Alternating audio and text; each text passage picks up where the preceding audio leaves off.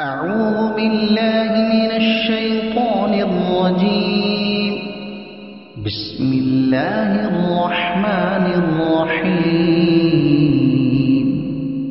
وإذ أخذ الله ميثاق النبيين لما آتيتكم من كتاب وحكمة ثم جاءكم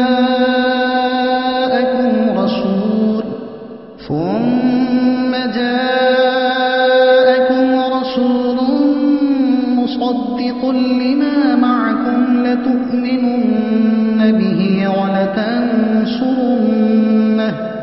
قال أأقررتم وأخذتم على ذلكم إصري قالوا أقررنا قال فاشهدوا وأنا معكم من الشاهدين. فمن تولى بعد ذلك فأولئك هم الفاسقون. أفغير دين الله يبغون وله أسلم من في السماوات والأرض طوعا وكرها وإليه يرجعون. قل آمنا بالله وما أنزل علينا وما أنزل على إبراهيم وإسماعيل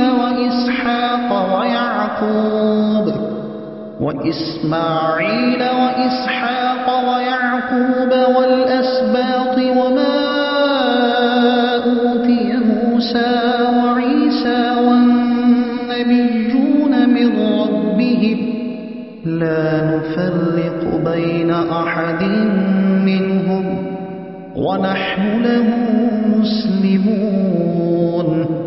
ومن يبتغ غير الإسلام دينا فلن يقبل منه وهو في الآخرة من الخاسرين.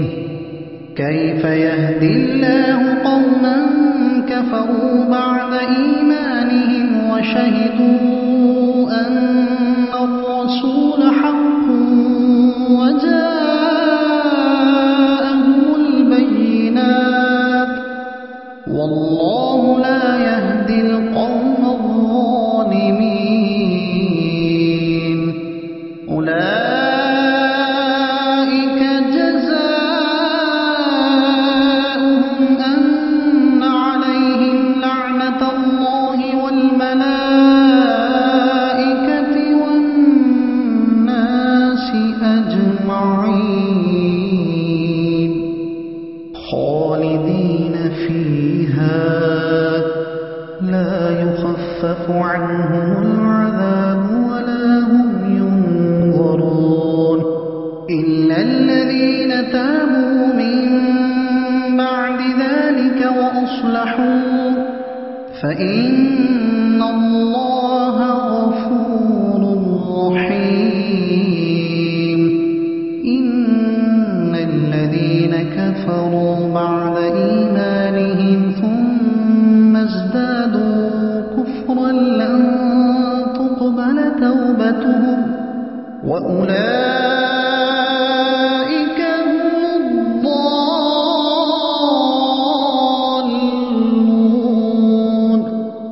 إن الذين كفروا وماتوا وهم كفار فلن يقبل من أحدهم ملء الأرض ذهبا ولو افتدى به أولئك لهم عذاب أليم وما لهم من ناصرين.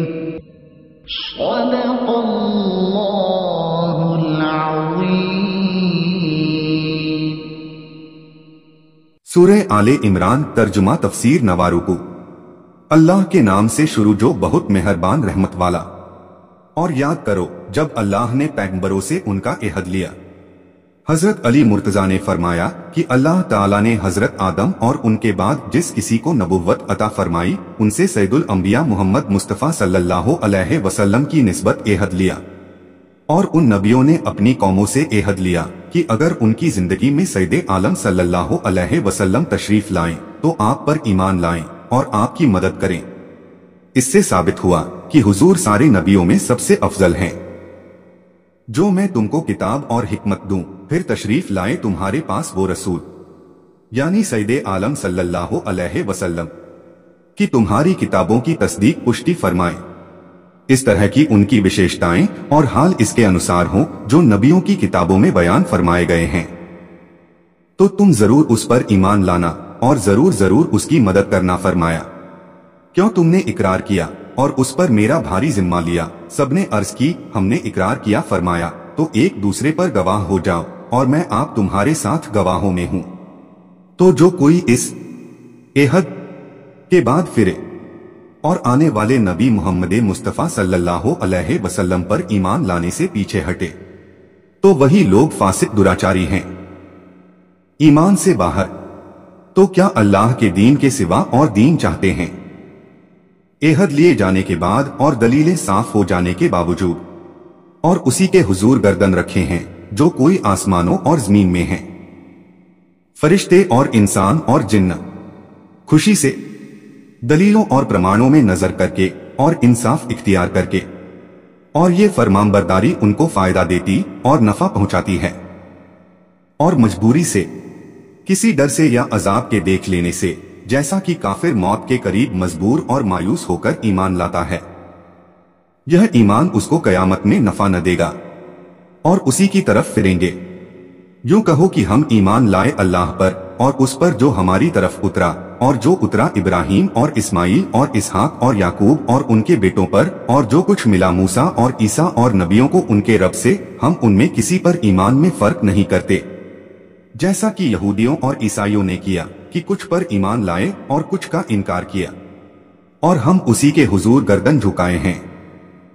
اور جو اسلام کے سوا کوئی دین چاہے گا وہ کبھی اس سے قبول نہ کیا جائے گا، اور وہ آخرت میں گھاٹا اٹھانے والوں سے ہیں۔ کس طرح اللہ ایسی قوم کی ہدایت چاہے جو ایمان لا کر کافر ہو گئے۔ حضرت ابن عباس رضی اللہ عنہما نے فرمایا کہ یہ آیت یہودیوں اور عیسائیوں کے بارے میں اتری کہ یہودی حضور کے تشریف لانے سے پہلے آپ کے وسیلے سے دعائیں کرتے تھے، آپ کی نبوت کے اقراری تھے اور آپ کے تشریف لانے کی پرتیکشا کرتے تھے۔ جب حضور تشریف لائے تو حسد سے آپ کا انکار کرنے لگے اور کافر ہو گئے۔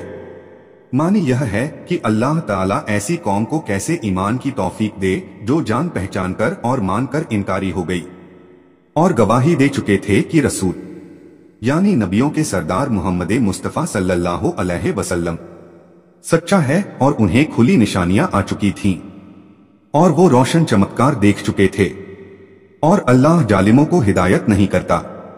ان کا بدلہ یہ ہے کہ ان پر لعنت ہے اللہ اور فرشتوں اور آدمیوں کی سب کی، ہمیشہ اس میں رہیں، نہ ان پر سے عذاب ہلکا ہو اور نہ انہیں مہلت دی جائے، مگر جنہوں نے اس کے بعد توبہ کی اور کفر سے روک گئے۔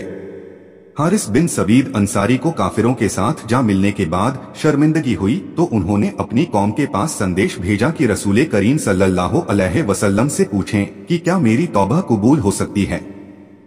ان کے بارے میں یہ آیت اتری۔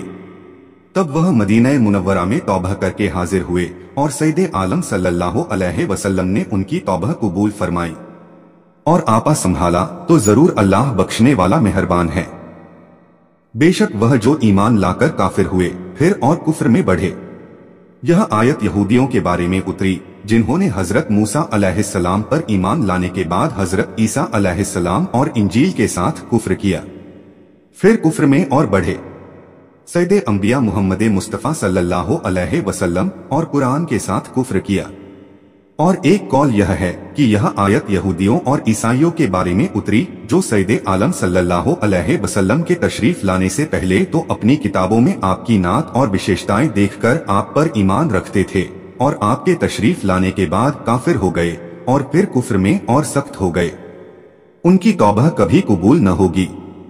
اس حال میں یہ مرتے وقت یا اگر وہ کفر پر مرے اور وہی ہیں بہکے ہوئے जो काफिर हुए और काफिर ही मरे उनमें किसी से जमीन भर सोना हरगिज कबूल न किया जाएगा, अगरचे यद्यपि अपनी खलासी छुटकारा को दे उनके लिए दर्दनाक अजाब है और उनका कोई यार सहायक नहीं। तर्जुमा और तफसीर कंजुल ईमान। अल्लाह की बारगाह में दुआ है कि अल्लाह अज्जवजल्ला हम सभी को कुरान और इस्लाम के मुताबिक जिंदगी गुजारने की तौफीक अता फरमाए, आमीन। और कोशिश कीजिएगा कुरान शरीफ को समझने की। वीडियो को सवाब की नीयत से आगे शेयर करें ताकि कयामत तक सदकाए जारिया का सवाब आपको भी मिलता रहे और ये आपके और मेरे हम सभी के नजात का जरिया बने। कुरान शरीफ की और ज्यादा मालूमात के लिए हमारे चैनल नसीम वॉइस सरखेज को सब्सक्राइब जरूर करें। इंशा अल्लाह मिलते हैं अगले वीडियो में। अल्लाह हाफिज।